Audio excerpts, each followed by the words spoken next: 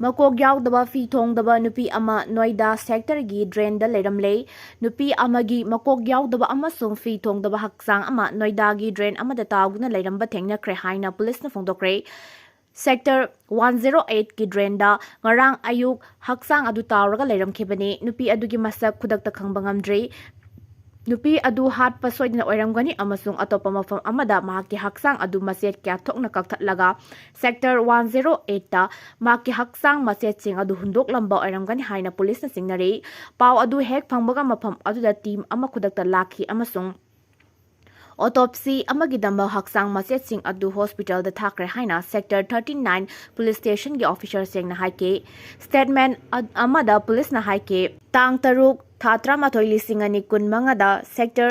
82 Noida manaki drain amada masakhang daba nupi amagi haksang fangle haibagi paulaki kudakta thabak lokhotuna mafam adugi police na mafam aduda zatki amasung drain adudagi haksang adu lokhatki nupi adugi masakhang naba thabak chathari angi thabak atai su lokhatki case adugi matangda karigumba lekhun sing fangnabagi damak anakpa CCTV footage sing su scan tok gani hiram adu thijinanaba team ama semkre haina police na haike Popi THABADA SINJINNABA POTLAM SING MANGAN TAKHAN KRE Songfel Muslim amasung lamlai sing faida popi pambi thaba sing na SINJINNARAMBA har sing committee agent popi plantation na mangan takhan kre hairi Ukrul district ki manung channa Jalengbung gamkaida office soiba committee asiki convener S haukim na thadorakpa cherol amagi matung inna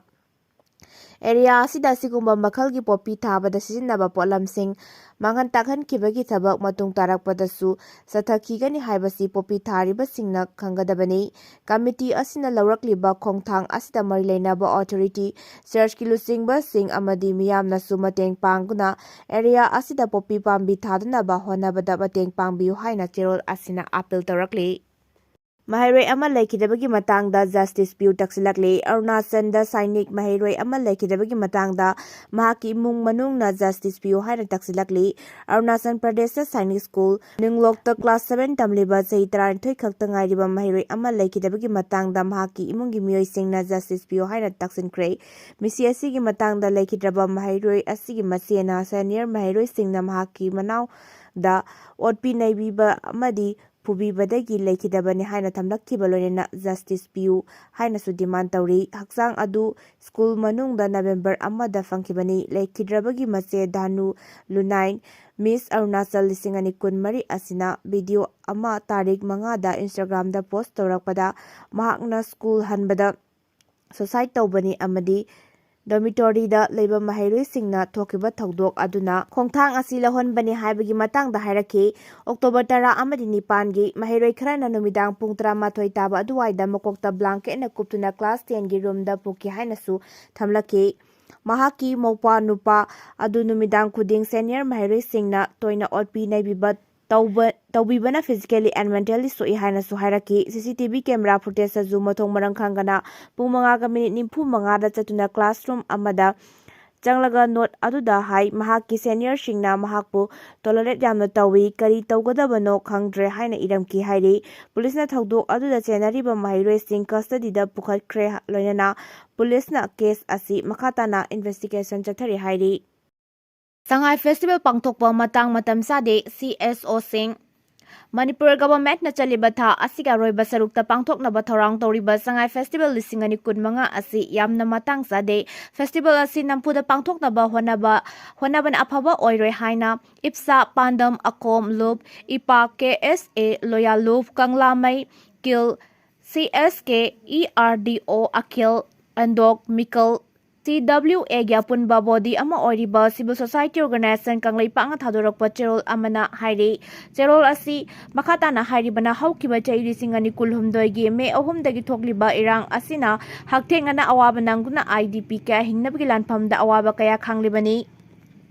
Government na tengbang kaya pirabasu maduna awaba kokpo oithoktre masagi mayum makai mai thadoktuna tangoi on khraba kaya bu hanagi mayumda hanjin hanba ngamdre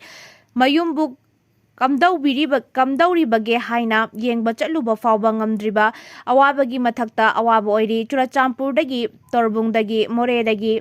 Leitan Pokpi, Kangpokpina Chingba, Mafam Kayadagi, Lanzelakpa Sing Tongan Mafam the Labor Relief Camp Sing the Awaba Kanglibani, Manipur Gimiam name Faldagi Hendokna, Chatpasungam tree, Torbung Lansin Bangamdri, Infal Burma Rota Palel Lansin Bayadri,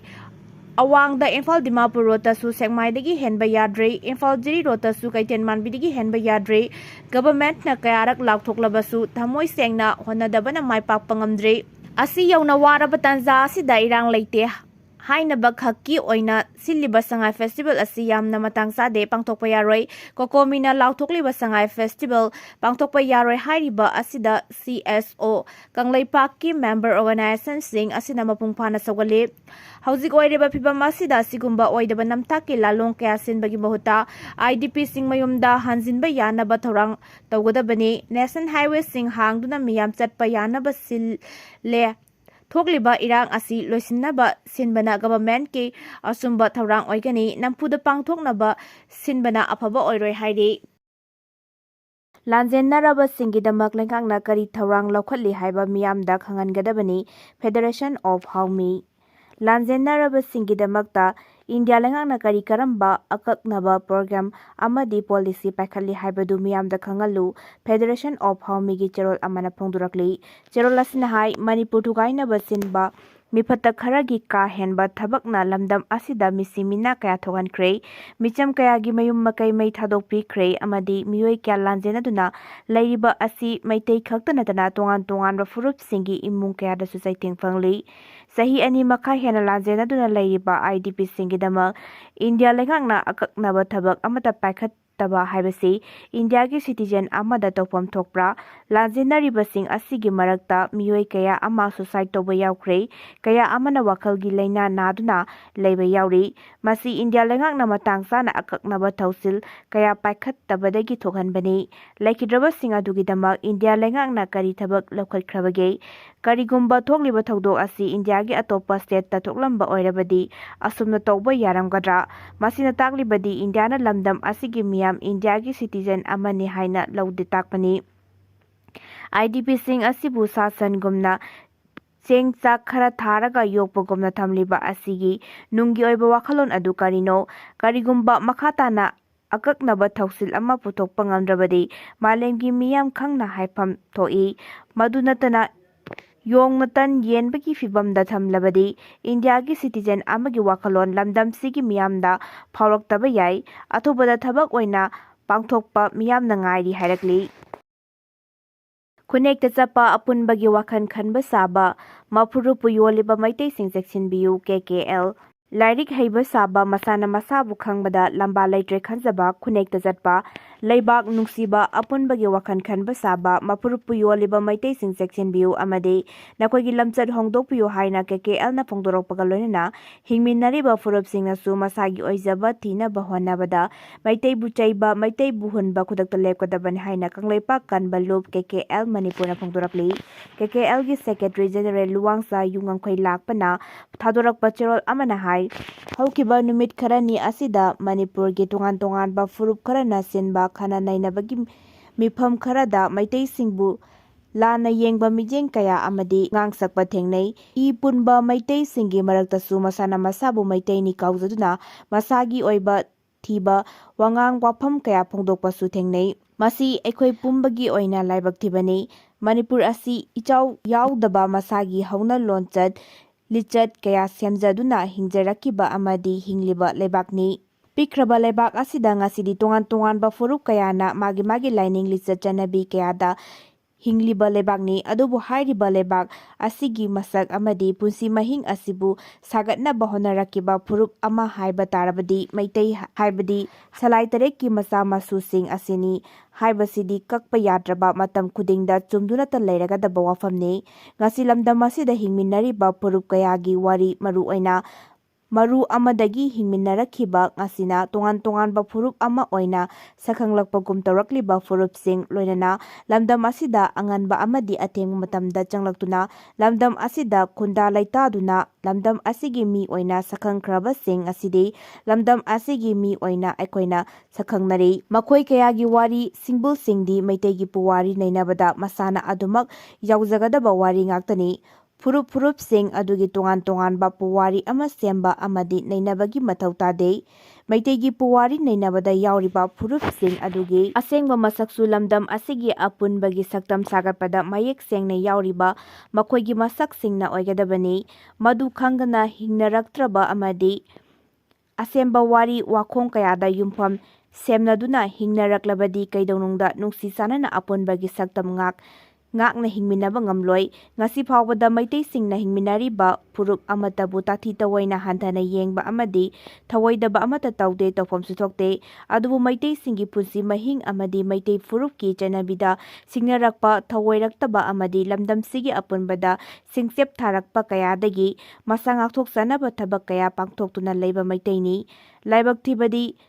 ꯍꯟꯗꯛ ꯍꯤꯡꯃꯤꯟꯅꯔꯤꯕ ꯐꯨꯔꯨꯞ ꯈꯔꯅ ꯃꯁꯥꯒꯤ ꯑꯣꯏꯖꯕ ꯊꯤꯕ ꯃꯤꯐꯝ ꯈꯔ ꯁꯤꯟꯗꯨꯅ ꯃꯩꯇꯩꯁꯤꯡꯕꯨ ꯃꯤꯅꯨꯡꯁꯤ ꯂꯩꯇꯕ, ꯇꯧꯕꯤꯃꯜ ꯈꯪꯗꯕ ꯐꯨꯔꯨꯞ ꯑꯃ ꯑꯣꯏꯅ ꯎꯍꯟꯅꯕ ꯇꯠꯇꯅ ꯍꯣꯠꯅꯕ ꯊꯃꯣꯏ ꯁꯣꯛꯅ ꯅꯨꯡꯉꯥꯏꯇꯦ꯫ ꯃꯤꯐꯝꯁꯤꯡ ꯑꯁꯤꯗ ꯃꯁꯥꯒꯤ ꯑꯣꯏꯖꯕ ꯊꯤꯕ, ꯃꯄꯥ ꯃꯄꯨ ꯃꯁꯛ ꯈꯪꯗꯕ, ꯃꯁꯥ ꯌꯣꯜꯂꯒ ꯆꯥꯕ ꯃꯩꯇꯩ ꯈꯔꯅ ꯃꯊꯧ ꯍꯥꯞꯇꯨꯅ ꯃꯩꯇꯩꯁꯤꯡꯕꯨ ꯂꯩꯕꯥꯛ ꯃꯤꯌꯥꯝꯗ ꯌꯣꯟꯕ ꯑꯃꯗꯤ ꯂꯥꯟꯅ ꯎꯍꯟꯅꯕ ꯍꯣꯠꯅꯕꯗ ꯑꯋꯥꯡꯕ ꯊꯥꯛꯇ ꯄꯦꯟꯗꯦ꯫ ꯃꯩꯇꯩꯗꯤ ꯃꯩꯇꯩꯅꯤ, ꯐꯅ ꯌꯥꯝꯅ ꯌꯣꯜꯂꯕꯁꯨ, ꯐꯅ ꯌꯥꯝꯅ ꯍꯥꯏꯖꯤꯜꯂꯝꯂꯕꯁꯨ ꯃꯩꯇꯩꯒꯤ ꯄꯨꯋꯥꯔꯤ ꯂꯤꯛꯂꯝ ꯀꯌꯥꯗꯤ ꯂꯦꯡꯗꯅ ꯍꯣꯡꯕ ꯅꯥꯏꯗꯅ ꯂꯩꯒꯅꯤ꯫ ꯄꯨꯋꯥꯔꯤ ꯏꯆꯦꯜ ꯑꯃꯗꯤ ꯊꯧꯗꯣꯛ ꯋꯥꯊꯣꯛꯁꯤꯡꯕꯨ ꯁꯦꯝꯖꯤꯟ ꯁꯥꯖꯤꯟꯕ ꯑꯃꯗꯤ ꯑꯅꯧꯕ ꯄꯨꯋꯥꯔꯤ ꯀꯌꯥ ꯁꯦꯝꯒꯠꯂꯛꯄꯗ ꯊꯧꯅꯥ ꯐꯅ ꯊꯦꯡꯅꯅ ꯁꯦꯝ ꯁꯥꯗꯨꯅ ꯂꯩꯔꯤ꯫ ꯃꯤꯒꯤ ꯃꯐꯝ ꯃꯨꯟꯗꯨꯅ ꯐꯝꯅꯕ ꯍꯣꯠꯅꯗꯨꯅ ꯏꯔꯥꯡ ꯁꯥꯒꯠꯅꯕ ꯀꯩꯗꯧꯅꯨꯡꯗ ꯍꯣꯠꯅꯔꯣꯏꯗꯕꯅꯤ꯫